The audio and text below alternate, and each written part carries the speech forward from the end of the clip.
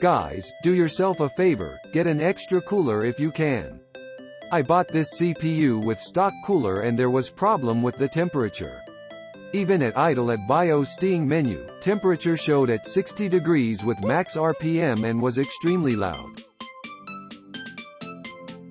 I did some research and found that this was cons for stock cooler. So I bought a $50 coolers and now it is ultra quiet, fast and pure enjoyment. Idle RPM shows 600 revolutions per minute with 30 degrees, on Windows it shows 33 to 35. Max RPM is 1800. Great bang for the buck. Glad I went with AMD.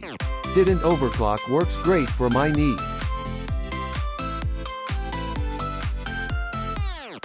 For those wanting to build a PC under $1,000 and still have a good graphics card and at least 16 GB of RAM, I think this is the best CPU you can get for the price, and it can do just as good as the 2600 after overclocking it, and I also had no problem with temps even under heavy load and with a case KN.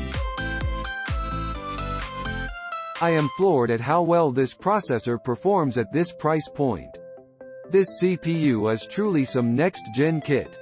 I have this installed as the heart of my Ryzen build on an Asus ROG Strix B350 motherboard, and it works a treat.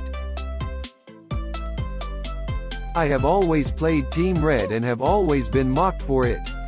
Well, guess what, Intel boys, Ryzen is packing some serious heat, and it ain't thermal this go round. See what I did there? Super stable and easy ching with the Ryzen Master software that AMD provides. Overall, I am hugely satisfied with my Ryzen 5 and I cannot wait to see what AMD does next. Technically 12-core performance. I use it for gaming and school work. Has not let me down yet. I love AMD and their products. But this, totally worth it. I have had many processors and this one is my absolute favorite.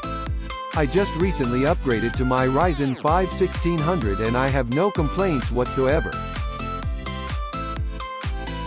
With 6 cores and 12 threads, I don't see it falling out of the gaming or small streaming, content creation light within the next 5 years. I had an AMD FX 8350 before this and it was a very good chip, but I bought it brand new and I wanted to build one last personal PC before I quit, and I am very happy I chose this chip. I do also have an i7-6700K and this is just as good. I also strongly recommend not getting the X chip because for an extra $20 to $30 you're getting a processor that overclocks itself. It is insanely easy to overclock on these chips, and especially with the included cooler, much better than Intel, but besides that, overclocking isn't necessary unless you are doing content creation like video rendering etc. One thing you might wanna look out for is compatible RAM. I personally got caution. Ryzen does run DARASTICALLY better with faster RAM, so you might have to pay a bit more for it right now. So enough with the blabbering, here are my PC specs. AMD Ryzen 5 1600 at 3.7 GHz MSI B350 Tomahawk Corsair Vengeance LPX 3000 MHz NVIDIA's EVGA GTX 1050 Ti SanDisk Ultra 2 SSD 240GB EVGA 600V 600W 80+ bronze PSU 2 Rosewell 140mm case fans NZXT S340 Elite Black and Red. With all that said, I love this system and if you made it this far, congrats. Update: I've now owned the system for about 1 month and it's still good. Winking face. Got it to 3.8 GHz on 375 volts. Probably could have went a little higher, but this is a great everyday overclock for me. Plays games and editing like a champ. For the price you really can't go wrong at all. Man, what a super great way to get started on a PC build.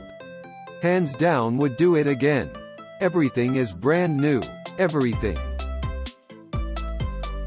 click link in description for more reviews.